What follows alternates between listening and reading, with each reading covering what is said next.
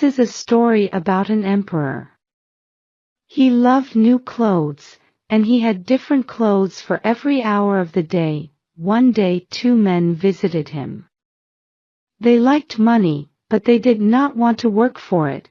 "We can make wonderful cloth," they said. "It's very beautiful cloth, so only clever people can see it. I like it," the emperor thought. "Make this cloth, then make me some clothes," he said to the men. "Some people won't see them, but they're stupid people." He gave a lot of money to the 2 men. Every day the men asked the king for more money. "We're working hard," they said. But they did not make any cloth. The emperor waited and waited. He wanted his new cloth, but he did not want to visit the 2 men. And he was afraid. "Perhaps I won't see the cloth," he thought. "Then everybody will know that I'm not a clever man." He called a servant. "Go and look at the new cloth. Ask them, when will it be ready?" The servant went to the men's house, but what did he see? Nothing. There was no cloth. "What are they doing?" the servant thought. "Come nearer," one of the men said. "Do you like our cloth? Isn't it beautiful?" The servant looked and looked, but he saw nothing.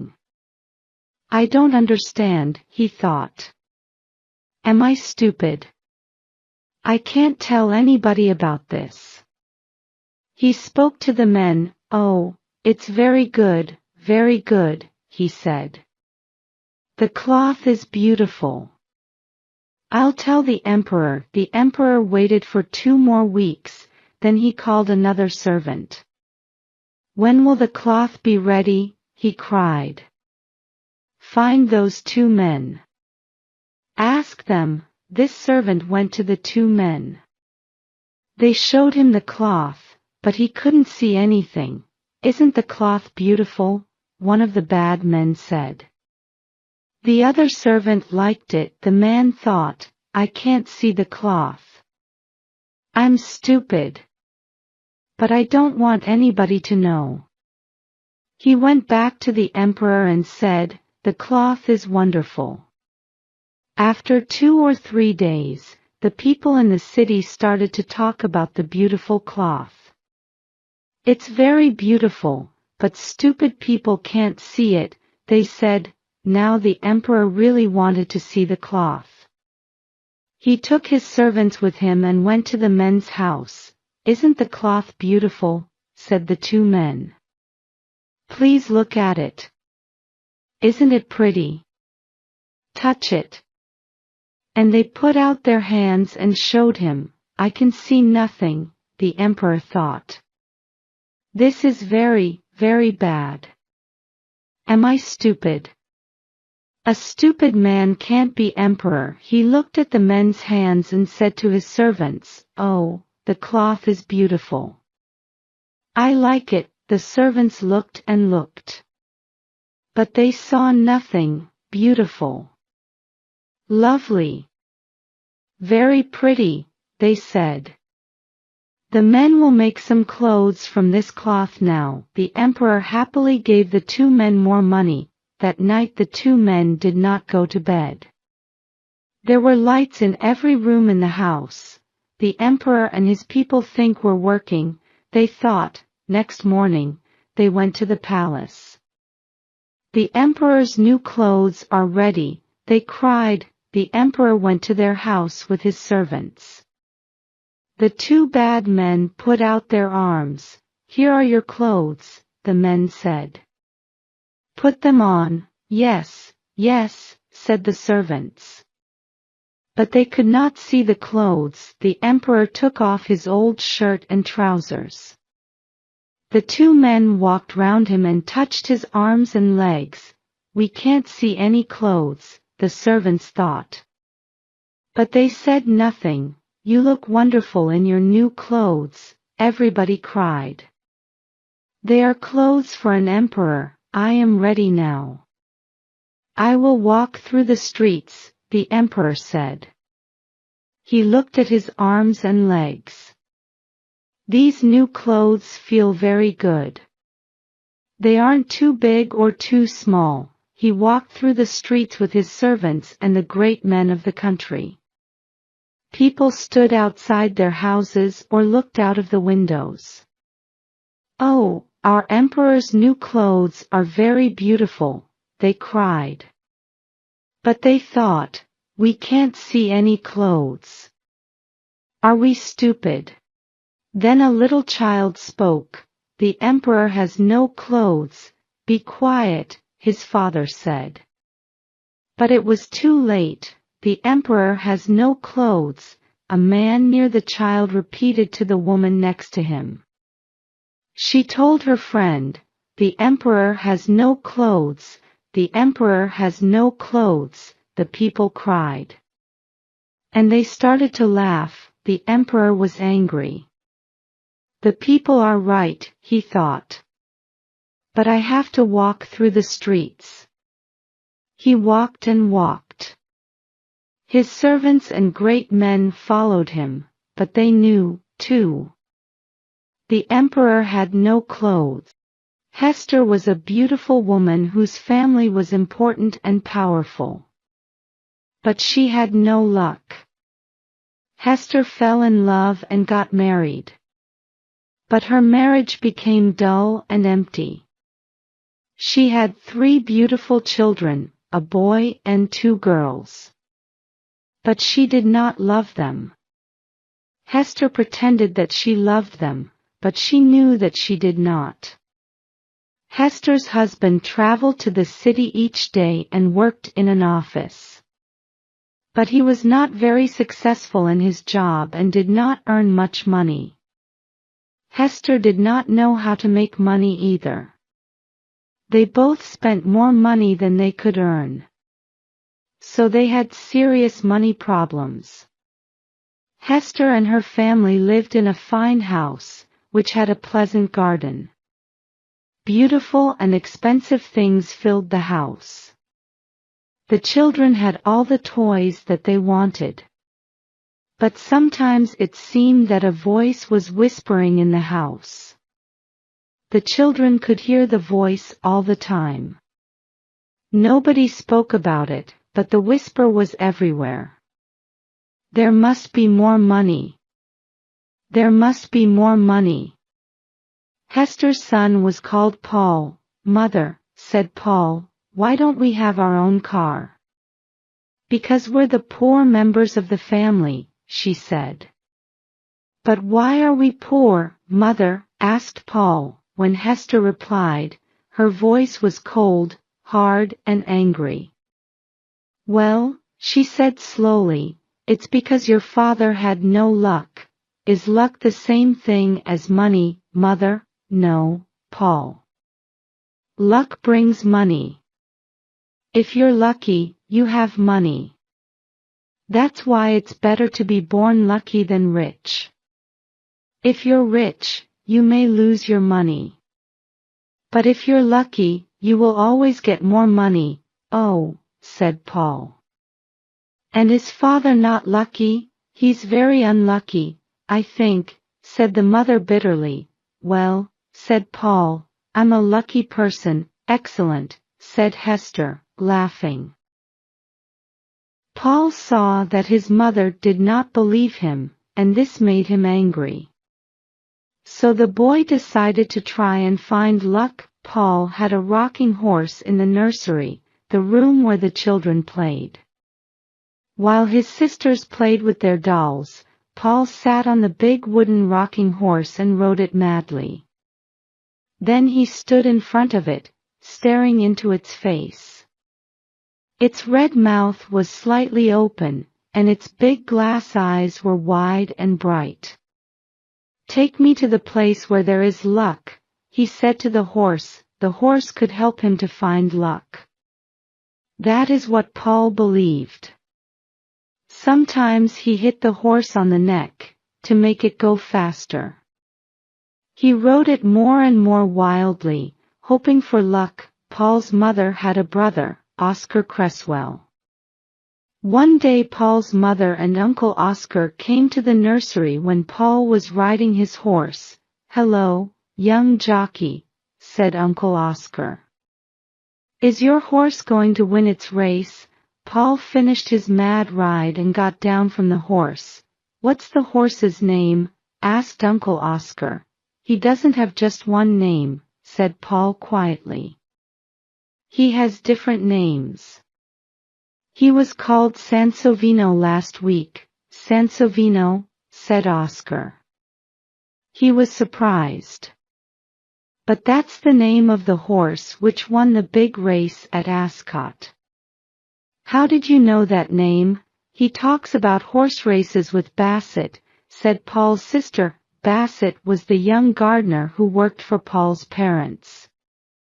He had been Oscar Cresswell's servant in the war, when Oscar was an army officer. Bassett now worked in the garden of Paul's house. Bassett knew a lot about horse racing. Oscar was very pleased that Paul was becoming interested in horse racing too. He went to see Bassett to ask him a few questions about his nephew. "Master Paul asks me a lot of questions about the races, sir," said Bassett. "And does he ever make a bet?" asked Oscar. "I don't want to tell you Master Paul's secrets," said Bassett. "Please will you ask him that question yourself?" Oscar took Paul for a ride in his car.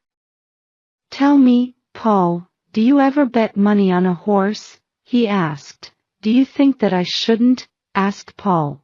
"No," said his uncle. "I hope that you could give me a tip for the next big race at Lincoln." "What's your advice?" "Which horse is going to win?" "It's going to be Daffodil," said Paul. Daffodil had not run in many races and had not been successful. No one expected Daffodil to win the race. "Daffodil?" asked Oscar. "Are you sure?" "What about Mirza?" "I only know the winner," said Paul. "That's Daffodil. You won't give the information to anybody else, will you, Uncle?" "I promised Bassett that I wouldn't tell anyone. Bassett and I are partners. We share our information with each other. Bassett lent me 5 shillings to bet on my first racehorse," Paul went on. "But the horse lost. Then you gave me 10 shillings. I bet that money on a horse, and it won. So I thought that you were lucky. But you won't tell anyone else, will you?" "All right," said Oscar. "I'll keep your tip about Daffodil a secret." "How much money are you going to bet on Daffodil?" £300, said the boy in a serious voice. Oscar was very surprised. £300 was a huge amount of money. He laughed. "Where is your £300? He asked. "Bassett keeps it safely for me," the boy replied. "And how much is Bassett betting on Daffodil?" "Perhaps £150, said Paul. Oscar was silent. He was very surprised, but he was also very interested.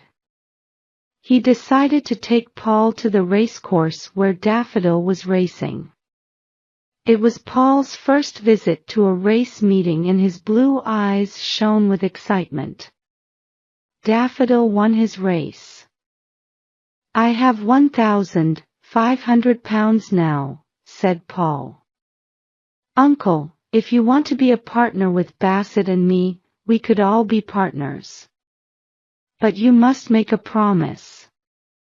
You must never give the information about the winning horses to anybody else." The next afternoon, Oscar took Bassett and Paul to a park and they talked. "If I'm sure about the winner, we're successful," said Paul. "But sometimes I'm not sure. Then we lose." "But when are you sure?" asked Uncle Oscar. "It's Master Paul, sir," said Bassett slowly, in a soft, quiet voice. "Perhaps heaven tells him." He was absolutely certain that Daffodil would win. But where's the money that Paul has won? Asked Oscar. I keep it safely for him, said Basset. Whenever Master Paul wants the money, he can have it. £1,500, said Oscar, shaking his head. He almost did not believe it. Yes, said Basset. They drove home again. Oscar asked to see Paul's £1,500, and Basset showed it to him. Then Oscar decided to become a partner too. Sometimes I'm absolutely sure which horse will win, said Paul. I was sure about Daffodil. Sometimes I have an idea, and sometimes I have no idea at all, do I, Basset? Then we have to be careful, because we lose. And when you're sure, what makes you sure? Asked Oscar. Paul looked uncomfortable. Oh, well, I don't know, he said. I'm sure, Uncle. That's all. The next race was the Ledger. Paul was sure about the winner of this race. He bet £1,000 on a horse called Lively Spark. Lively Spark came in first place and Paul won £10,000. Oscar Cresswell won £2,000. You see, said Paul. I was absolutely sure that Lively Spark would win. I don't understand how you're guessing correctly, said Oscar. What are you going to do with your money? I wanted to get money for Mother, replied Paul. She said that she had no luck because Father is unlucky. I want to be lucky. Then one can stop the whispers in our house. Whispers in the house?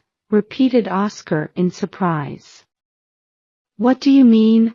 Oh, I don't know, said Paul. But the house never has enough money. And so it's always whispering. I want to stop the whispers. But I don't want Mother to know about my luck. She wouldn't let me bet on the horses. Very well, Paul. We won't tell her, said Oscar. Paul and his uncle made a plan. Paul gave £5,000 to Oscar, and Oscar gave the money to a lawyer. The lawyer was going to tell Hester about a relative who she had never met. Hester was going to get £5,000 because the relative had died. Each year, on her birthday, Hester was going to receive £1,000, so my sister will have a birthday present of £1,000 for the next 5 years, said Oscar. Paul's mother had her birthday in November. By that time, the whispers in the house had become very loud. Paul was worried. Hester opened her letters at breakfast on her birthday. Paul watched his mother's face carefully as she read the lawyer's letter. But she did not smile. Her face became hard and cold. Did you have any presents for your birthday? Asked Paul. Not really, said his mother. Then she went to the city. In the afternoon, Oscar came to the house. He told Paul that his mother had been to see the lawyer. She had many large debts and she owed a lot of money to many people. So £1,000 was not enough for her. She wanted to have the whole amount. She wanted the £5,000 immediately. Oh, let her have all the money now, said Paul. We can win some more money. We'll get a lot of money if I choose the winners of the Grand National, or the Lincolnshire, or the Derby. I'm sure to know the winner for one of these races, so Hester got the whole £5,000. She spent a lot of money on new furniture and expensive things for the house. She told Paul that he would go to an expensive school in the autumn. Then something very strange happened. The voices in the house suddenly changed. Before, they had only whispered. But now, they began to shout, "There must be more money! There must be more money!" Paul was frightened. He spent a lot of time with Bassett. The day of the Grand National race arrived, but Paul was not sure about the name of the winner. He bet on the wrong horse and lost £100. He did not know the winner for the Lincoln either, and he lost £50. He became very worried and his eyes were wild and strange. "Don't worry about it, my boy," said Oscar. "The next big race was the Derby. I must know the winner for the Derby," said Paul. His big blue eyes shone strangely. Even his mother noticed that Paul did not look well. "Perhaps you need a holiday," she said. "Would you like to go to the seaside? You'll feel better near the sea. The sun and fresh air will help you." "Mother, I can't go away before the Derby," said Paul. "You care too much about these horse races," Hester said. "It's not good for you. Please don't send me away until after the Derby," said Paul. "Don't send me away from this house." "Do you love this house so much?" asked his mother in surprise. "I didn't know that." "Very well. You can stay here until after the Derby." There was a secret reason why Paul wanted to stay in the house. He had not told anyone about it, not even Uncle Oscar or Bassett. His secret was his wooden rocking horse, which did not have a name. He asked for the horse to be moved to his bedroom. "But aren't you too big for a rocking horse?" asked Hester. "Well, I can't have a real horse of my own," Paul said. "And the rocking horse is a good friend to me." The time for the Derby was getting near. Paul behaved more and more strangely. He became very thin and his eyes were wild. His mother was worried about him. 2 nights before the Derby, Paul's mother and father were at a big party. Suddenly his mother felt worried about Paul. She telephoned the house and spoke to the children's governess.